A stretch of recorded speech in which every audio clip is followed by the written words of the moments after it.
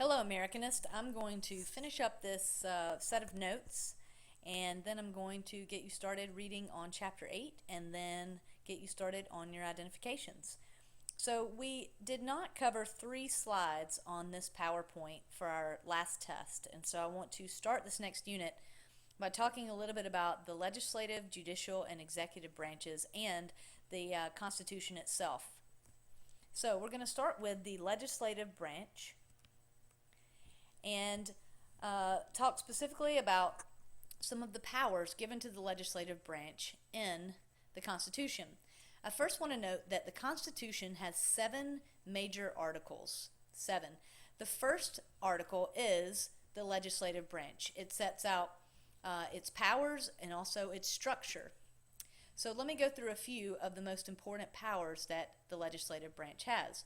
Remember that the entire legislative branch is called Congress, and within Congress you have the House of Representatives, which is based on representation, based on population, and then the Senate, which has 2 members per state. Congress's biggest power is the power of the purse. It's the power to set and collect taxes, the power to borrow money, the power to regulate trade, coin money, and I might also add the power to pass a budget, which is one of our current problems today, passing a budget. In addition, Congress also has powers regarding intellectual property. You may ask, what is intellectual property? Well, intellectual property are things that include your ideas and inventions. That includes patents, copyrights, and trademarks. A patent is what you get if you invent something. If you invent something and don't get a patent from the U.S. Patent Office, then anyone can steal your idea and create that same product and not have to give you any credit or any of the profits. Copyrights are protection of your intellectual property through the written or word, or for things like music or plays. So if you look in any book, your textbook included, or your favorite novel, or your favorite album, it will say at the bottom, copyright, and then it will have a year. When you use Noodle Tools, for example, and you are plugging in the information to create a citation, you actually are looking for the copyright date. It's the date on the inside of behind the title page, and it will say copyright, the Library of Congress, and then it will list a year. And then trademarks I don't have listed on here, but briefly I'll just tell you trademarks are specific symbols or shapes or logos that you are also protecting as intellectual property. Things like Coca-Cola is a trademark, Twitter, Facebook, Apple, all of these things are copyrighted in the way that it's written, and it's protecting the company and its brand name. There are also some quasi-government services, such as the Postal Service. The Postal Service is run partly by the government, and then partly it runs as an independent business. Congress also oversees things like the Postal Service. War must also be authorized by Congress. What's interesting about this is that the last war declared in the United States was, think about it, any guesses? It's World War II. That was the last war that was declared by Congress. Now that seems ironic because, I know many of you are thinking, but we've had wars since World War II. And that's due in large part to the additional powers that have been assumed by the executive branch, specifically after 1973 with something known as the War Powers Act. That was when Richard Nixon was in office. And the War Powers Act gives the president the right to send troops and for all intents and purposes to start a war. However, even though a declaration of war might not be authorized by Congress, Congress still has to fund the wars. They have to vote to fund the wars. So for example, the war in Iraq and Afghanistan were actually begun initially under President Bush and then continued under President Obama, but Congress essentially approves of these wars by continuing to authorize the funding of them. And then finally, Congress is responsible for raising and maintaining an Army and a Navy. That also includes the Coast Guard and the Air Force. Okay, so let me get then to the next slide, and I want to lay out a few things for you.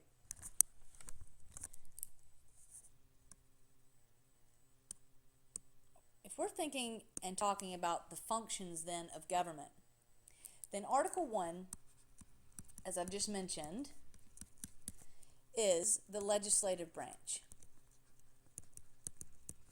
Now I want you to think about the main purpose of the legislative branch in government. What is their main job? Well, their main job is to make laws. The second article is our next slide, and that is the executive branch. And think about the executive branch and its main function in regard to law. The president can propose laws, but he doesn't really make laws. He can't pass legislation. He doesn't get to vote in Congress. But what his main job is to enforce the law. Now, a great historical example of this is an example that I used for a different reason last week before the test, and that was the case with the Little Rock Nine. So in that particular situation, we know that the Arkansas governor, his name was Faubus, he had said that he would not allow the desegregation of schools, and he chose Little Rock High School as his place to defend this claim that he had. So he stood on the steps of the high school and refused to let the African American students in, and he was supported by the Arkansas State Troopers. Now, every state doesn't really have an army per se, but they do have a law enforcement and somewhat military branch in that they all have reserves and they all have state troopers. So Faubus had ordered the Arkansas State Troopers to also not allow the African American students into the high school. And so then it became incumbent upon the president, at that time it was President Dwight Eisenhower, a Republican, and he had to make the decision, was he going to enforce the laws that had been passed and that had been also handed down by the Supreme Court in Brown versus Board to desegregate schools. And Eisenhower had a tough choice here because it was federal law versus state. But in this case, he sent down the National Guard to enforce the law that schools should be desegregated. And that's exactly what happened. The National Guard forced Faubus and the Arkansas State Troops down and allowed the students to enter. So there are lots of examples of the president enforcing laws that have been passed, but I'm just giving you that historical example, and one that's kind of rather an exception rather than the rule, because usually the president enforcing laws is not controversial. But I did want to give you that example so that you can kind of understand what I mean by enforcing the laws. And then I'm going to go ahead and skip ahead and do Article 3 while I'm on this slide. And Article 3 is going to be the judicial branch. And this sets up our federal court system. There are also state courts and there are also local courts. But the federal judicial system is going to include all U.S. district courts, all U.S. Court of Appeals, and then ultimately also the top court is the Supreme Court. So ask yourself this question: if the legislative branch's job is to make laws, the executive branch's job is to enforce laws, then what is the judicial role with law? All right, does everybody have an idea in their head? The answer is the judicial branch has to interpret laws. So they take laws that are passed by Congress and signed into law by the president, and they have to interpret those laws if there is a challenge to them and decide whether or not those laws are constitutional.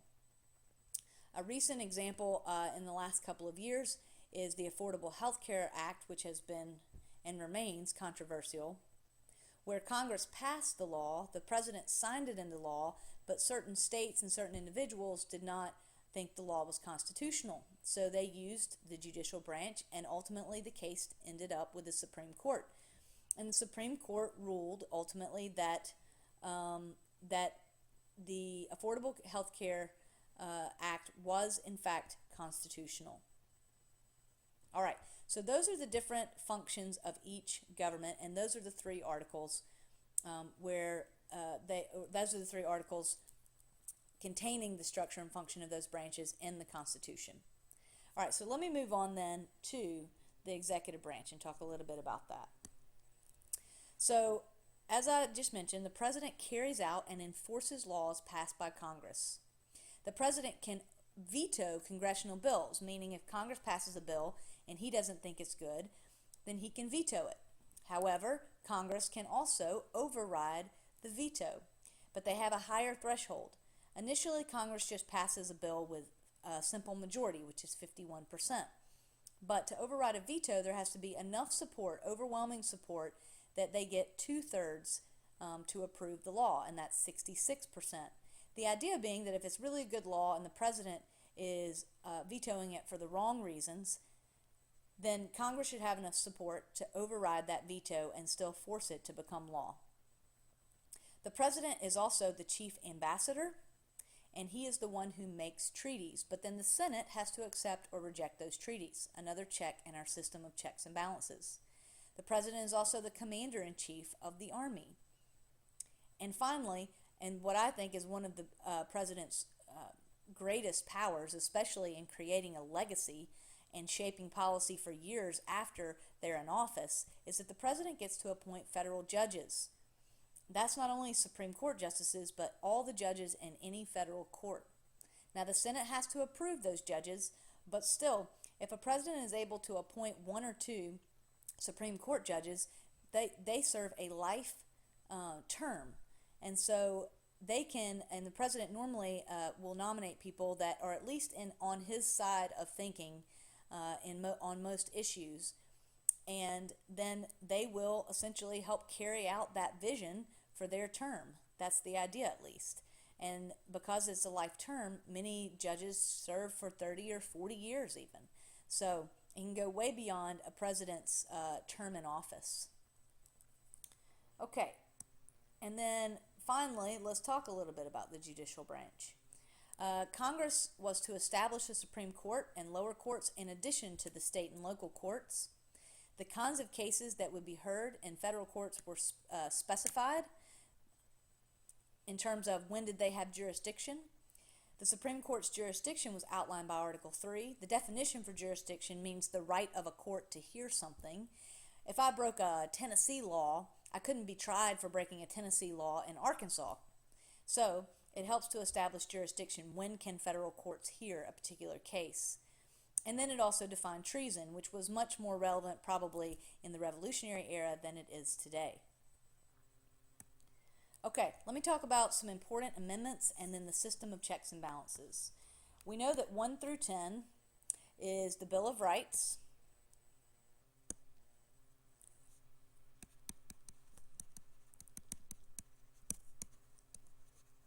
And here are some others. The 13th abolishes slavery. The 14th assures due process and equal protection under the law for all citizens. The 15th keeps anyone from being denied the right to vote based on race.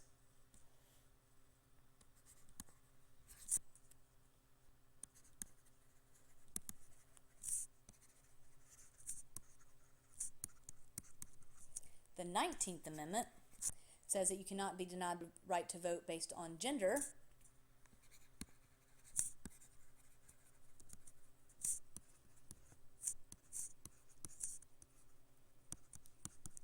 And then finally, the 26th says that anyone who is over 18 can vote.